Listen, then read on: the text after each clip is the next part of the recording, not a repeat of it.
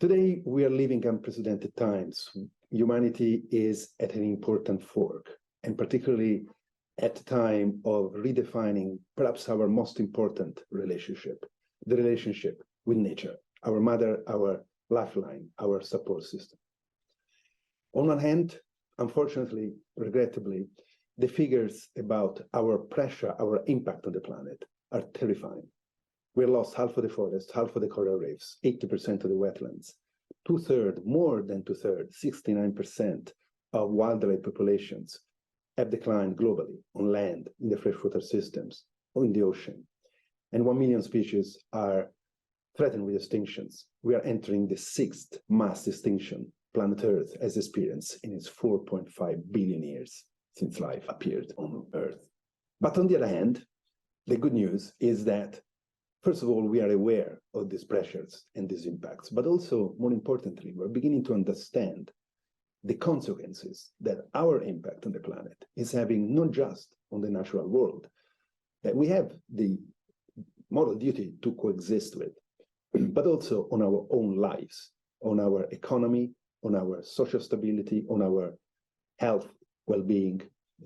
And actually, it is also, at the end of the day, a justice issue, particularly an intergenerational justice issue, because by affecting, destabilizing the natural systems, we are creating a very difficult legacy for our children and their children. So this new awareness is the seed for change. And the change that we need to see as fast as possible is about rebalancing our relationship with nature by evolving our production and consumption system in a way that we continue to develop, we continue to generate the prosperity and the human development that we need, and in a more equitable way distributed across the world without destroying, without impacting the natural systems, biodiversity, ocean, forest, river systems, etc. That's with the new understanding that, in fact, we depend on nature more than nature depends on us. And we will be paying the price, ever-growing price, of our unbalanced relationship with nature.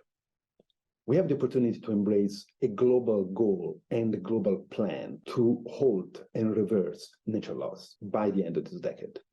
WWF and many others are supporting a global goal that hand-in-hand, a global goal of nature positive and net positive biodiversity by 2030. That means more nature by the end of the decade than at its start.